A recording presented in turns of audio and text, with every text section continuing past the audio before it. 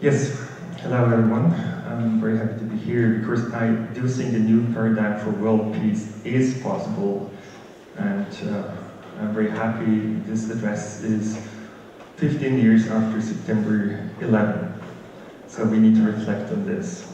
Albert Einstein said World War IV will be fought with sticks and stones, and therefore it's very concerning that people like the Pope are saying we are already in World War III, which is fought in a piecemeal way.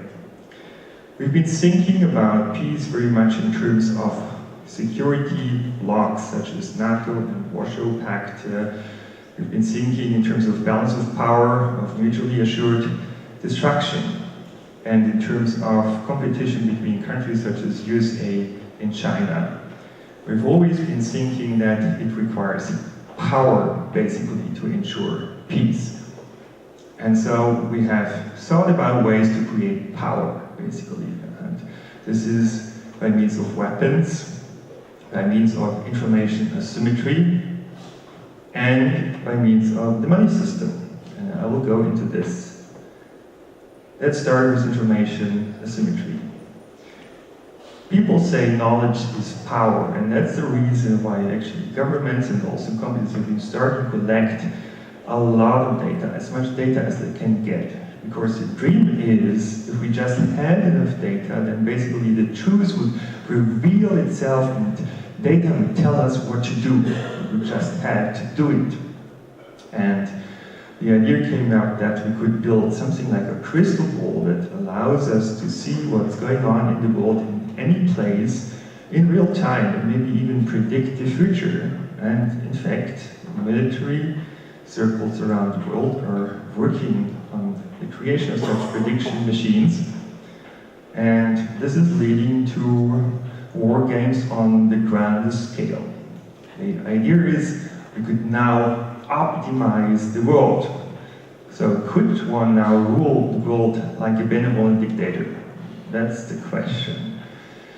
And one of the masterminds of this is Brzezinski, who came up with this book, The Grand Chessboard. So people like him think, no, basically ruling the world is like playing chess. You just need to know which piece to move and how to do that.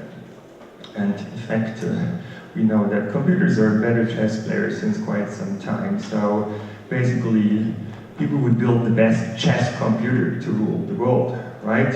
And in about 20 years' time, people expect that computers would overtake humans in terms of intelligence and capabilities, and basically controlling the world would come down to creating a huge chess computer, in a sense.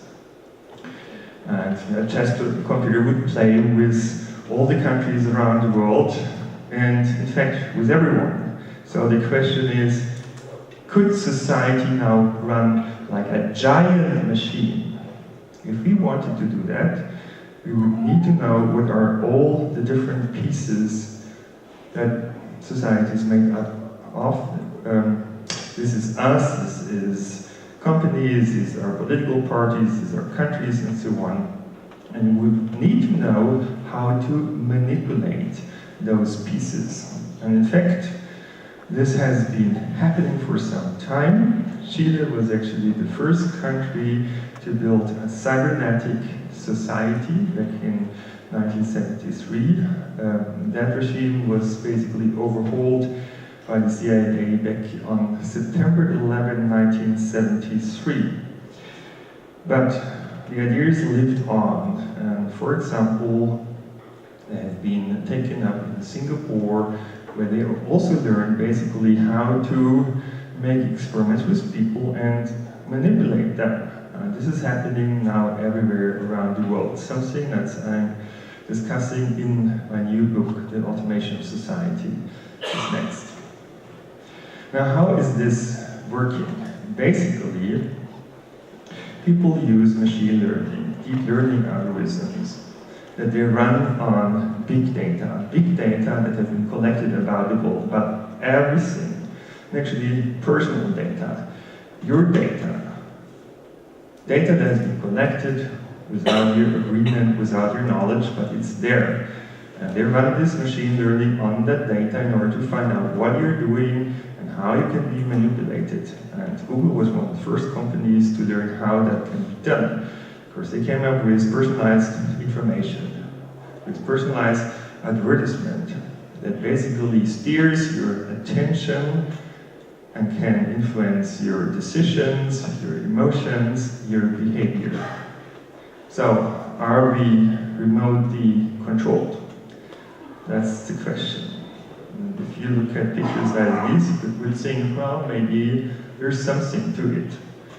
And if you search on the internet, then you find a couple of documents that will show you that, in fact, that's the intention, to control our behavior and our thinking. So companies and governments have tried to build a matrix that would basically control how we would see the world, and that would control our behavior. One of those companies manipulating our thinking is Facebook, which has imperial ambitions, as The Economist has stated. And it's not the only company, actually, that has these ambitions. So IBM was proposing their Watson computer for president. And Google actually want to reprogram the state, so that they're working on an operating system for society, an operating system for the world. And it seems like CERN is also one of the players in this area. So, connected to this idea that we can now optimize the world, and we might rule the world like a benevolent dictator, the future of democracy has been questioned. Is it an outdated technology? In fact, this kind of thinking, I believe, has brought democracies around the world under pressure, and we've seen that in Turkey recently, we've seen that in Poland, in Hungary, even in France. And I think democracies around the world are endangered. So it's time to say stop. And not just because we don't like this development, but it's not leading to a better world. The world is not a chess game, you know. If it was a chess game, it would rather look like this, you know. Nobody could understand that game. And by the way, the rules are changing as we go. And that's why we have a broken chessboard. Now, I really have to comment on the failure of this linear thinking that has been guiding our politics and business for many years. So that basically is behind this top-down control thinking, because hierarchies behind supply chains and all this. But now we are living in a different world, in a networked world. And that means that basically things come up differently from what we expect. We cannot shoot in a straight way, in a sense, you know. So there is an intended effect, but instead what happens in those highly networked and complex systems is that there would be side effects, there would be feedback effects, and there would be cascade effects. So something very different will happen. And cascade effects can undermine the very basis of our societies. So sometimes a more decimal perturbation or disruption would impact other systems or other parts of the system, and eventually would really mess up the entire system. And can, in fact, mess up, in a globalized society, the entire planet. And this is the danger. And in fact, this has happened since September 11. The wars on Afghanistan and Iraq didn't have the expected outcomes. Instead, international tension has been spreading to countries like Syria. It's created an even bigger mess, danger to world peace. Drone strikes have hit also civilians, made many people angry. It created new terror, and it created a refugee crisis. So while the paradigm is actually that order would rise from chaos, we've seen instead that this really didn't work. Instead, chaos resulted from chaos. And the reason is the following. In physics, we know this law of actio equals reactio. When it comes to violence, actually, we have this law. Actio equals reactio plus epsilon, because there's some punishment. And that creates escalation, and escalation creates uncontrollable situations. We've seen that in Ferguson, that social order can't be just created by power. In fact, power requires trust, and that requires public support. And that's why now Ferguson has a new black police chief. In fact, we know that since quite some time. For example, the movie The Gatekeepers has come to similar conclusions, and it's related to the fact that we're now living in a diverse and mixed world. So that old paradigm that we could create social norms by force, that's only working in homogeneous societies. In heterogeneous societies, instead, we'll find conflict. So the success principles of the past are creating the failures of today. In fact, so far, big data and powerful technologies have not solved our existential problems, such as climate change, financial, economic, and spending crises, conflict and war, mass migration, terrorism. And the reason is they all have one root cause that we haven't been talking about enough. Our main problem is the lack of sustainability, and in fact we know that since a couple of decades. The Club of Rome report, Limits to Growth, has shown this. In fact, the implications were shocking, because no matter what parameters they chose, they always found a collapse of the economy and of population. So this is something that might happen in the future, and that's very concerning. In fact, the Pentagon is preparing for a mass civil breakdown for such reasons. So do we need to learn to die in the Anthropocene? Well, that obviously is raising some very serious ethical dilemmas. If people have to die, would have to die, like billions of people, according to these predictions, who would die? Who would have to die? Who would decide that, and how would it happen? And these are the things that come to mind. Global war, global pandemics, and a lot of really terrible things that we don't want to experience in our lifetimes. But I do think there are actually some options that we haven't seriously considered so far. I will talk about them later on. First, let's go into this one-dimensional money and fiat currency system. It served us well for quite some time. We had a luxury life where it was like we could create money like magic. We could print it, and that has created inflation, but it has also created debt in industrialized countries that we can't pay back, and it has created an overuse of the resources of this planet. And as we've been overusing those resources, they've been lacking elsewhere, and that created conflict, and that created war, and mass migration, and terrorism, all the problems that we now have today that come back like a boomerang to us in this highly networked world. Now, it's really time to overcome this system, This problem of the debt cycles is known since 5,000 years, so it's time to innovate this. Money is a coordination system to decide if there are limited resources, who would get how much of one resource.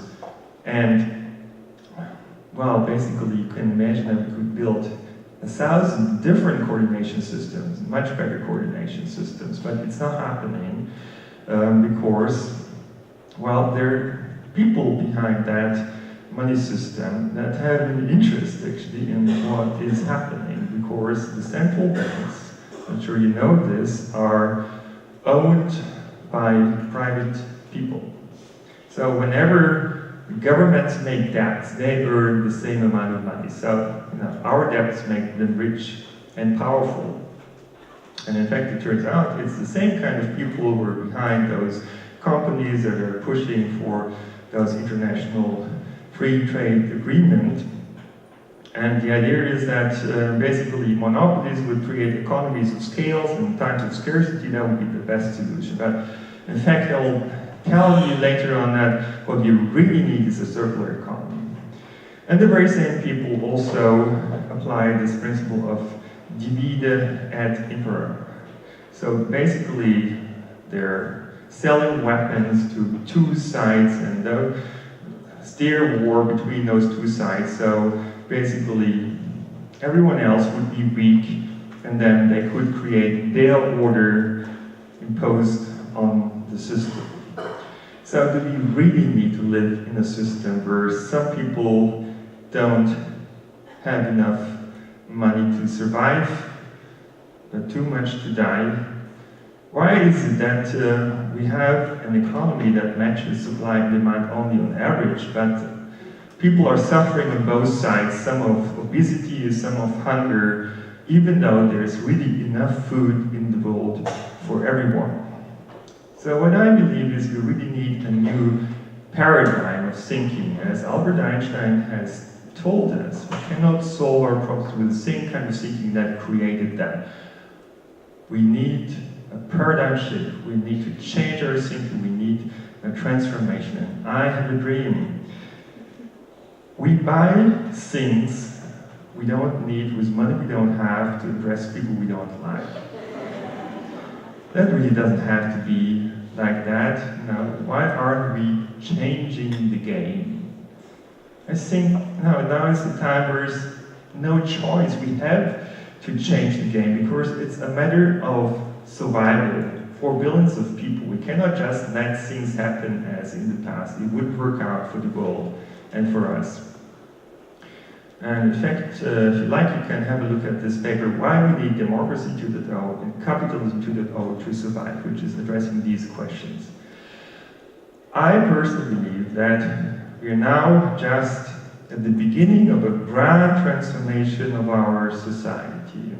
And in fact, it will be a triple transformation, a transformation of our world financial system, an ecological transformation, where we basically have to go towards a low-carbon economy and also learn to recycle resources, otherwise we would end up in resource shortages, and that would create conflict and war.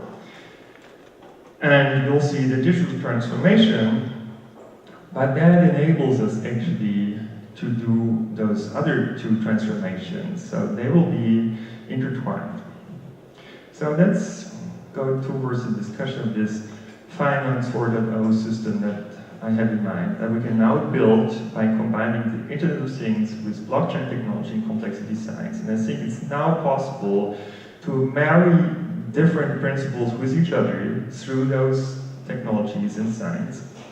And we can build an efficient system that is at the same time liberal, participatory, social, democratic, and ecological. And we have to do that because we have to build this circular economy that would reuse resources so we wouldn't run into these terrible resource shortages that would lead to this economic and population collapse I mentioned before. So I think we can avoid it in this way. And the sharing economy that's now coming up would be part of this circular economy. So basically this would allow many more people to live in high quality living conditions with less resources. So how do we get there? Well, here's an idea. We started to build a platform called NervousNet. We're just in the beginning, and I'd like to invite you to all participate. It's an open source project. And this is basically using the Internet of Things, and it's creating a citizen web. So it will allow everyone to create data, and citizens will control that platform. So it would use the sensors that are in your smartphone and maybe additional sensors, and we would connect those smartphones with each other to jointly build a global measurement system. And you're in control, we're concerned about your privacy, your informational self-determination, all that is taken care of. Now, what can we do with this in perspective? We could measure externalities, such as noise, CO2, pollution, unemployment, waste, all these kind of things that we don't like to have. That would get a cost. And on the other hand, we could also measure those things we liked, such as cooperation, reuse of waste and resources, happiness, health, new jobs, and so on. So that would get a value. And in fact, based on all those externalities, we would measure in a crowdsourced way and share with other people. So those data would be available to everyone. We could build on top a multi-dimensional incentive system that basically encourages the reuse of those resources, encourages cooperation, encourages, in fact, rewards products that are produced in an environmental friendly, socially friendly way. And this system can now be built, as Bitcoin has shown. We can build the system, we the people. And in fact, as we create these data and share these data, we would also create money and earn money in a bottom-up way, and it would eventually rise to the top, of course, but it would work much better than the system that we have today, where the central banks are trying to restart the economic engine, but even though they're pumping billions and trillions into the system in a top-down way, they haven't managed to do so. In fact, we now have a level of inequality that's actually holding back economic growth and prosperity. So the only way to change that is to produce money in a bottom-up way. So I do think, I'm convinced, and the Pope has said something similar, by the way, that we need to have reforms of international institutions like those shown over here. And here's a proposal how to do that. So we basically could have parliaments where we have not only political representatives and business basically try to make them do what they want, but business would be represented officially there, science would be represented, and citizens as well.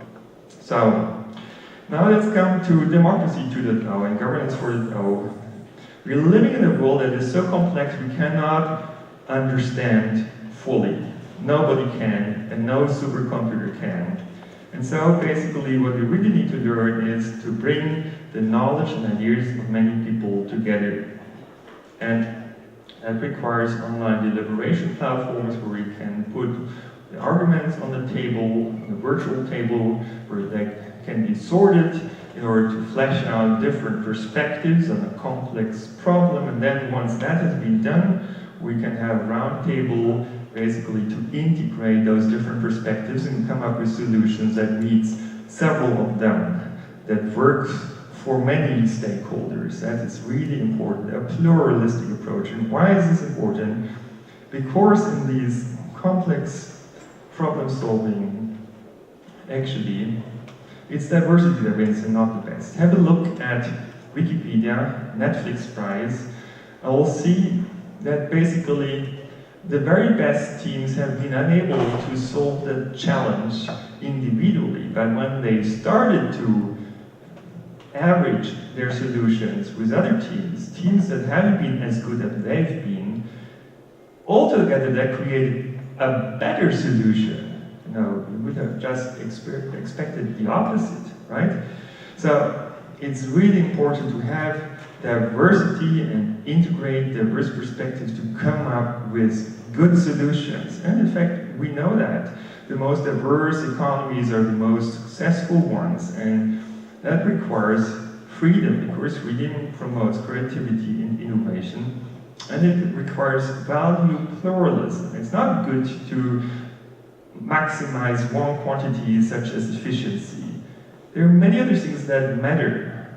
And that's why this one-dimensional money system is so bad, because we are trying to project the complexity of the entire world on just one dimension, while there are so many other dimensions that matter. So It's really important that we have these integrated solutions.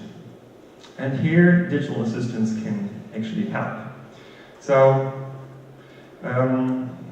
reputation systems are systems that can actually help to create peace in a multicultural world. I told you before, force cannot create social order, but there's a new mechanism that has spread quickly on the internet, which is reputation systems. And in fact, think of digital assistants that we can now build that would help us to achieve our goals.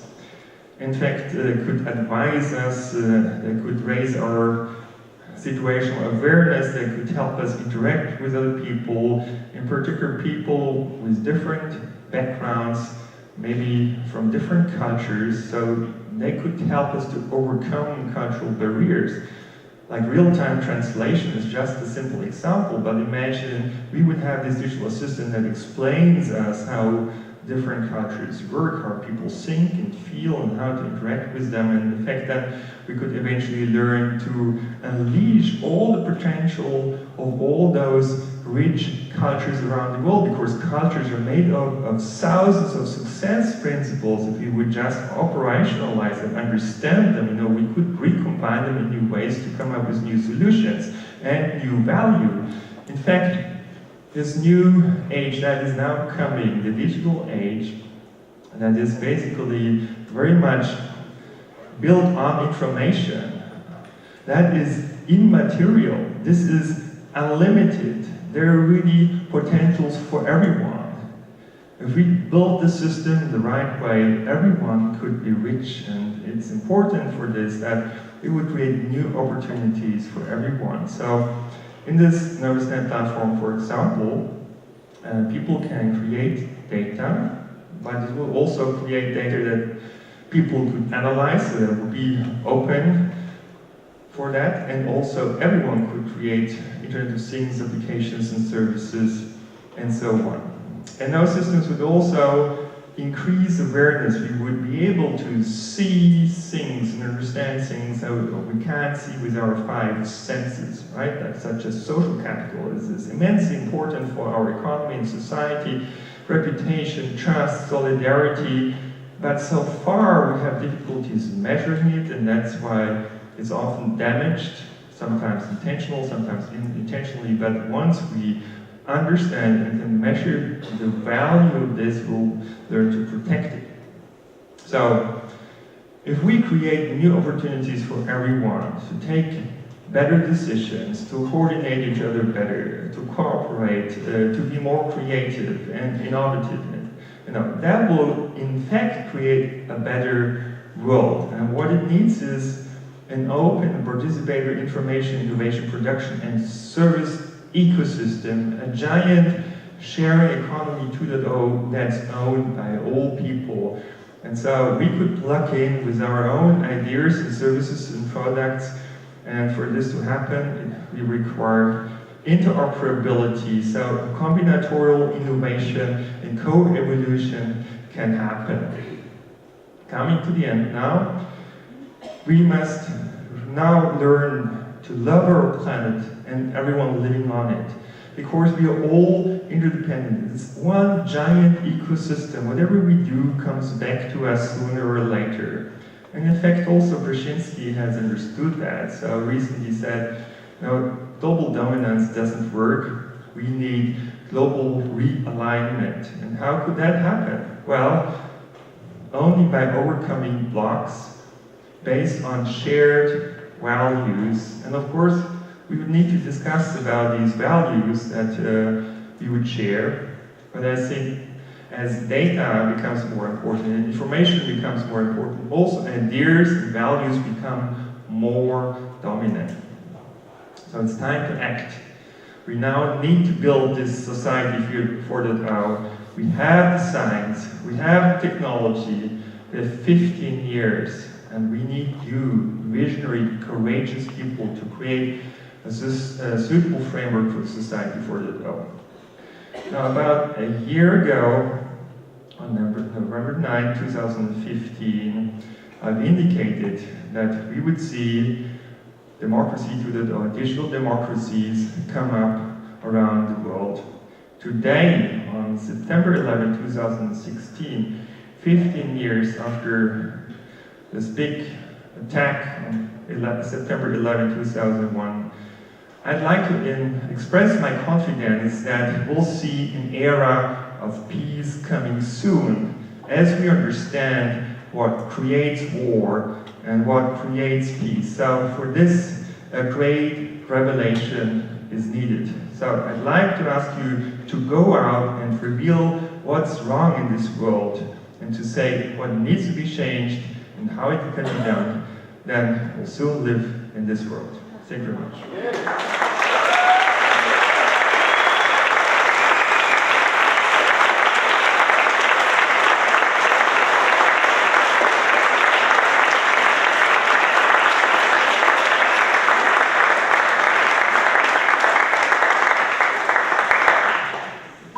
You make me happy.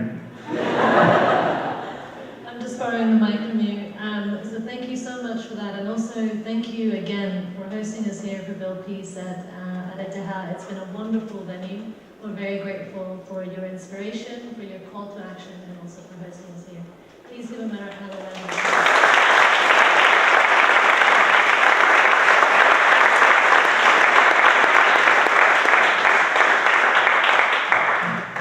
Wish you love and peace to you all.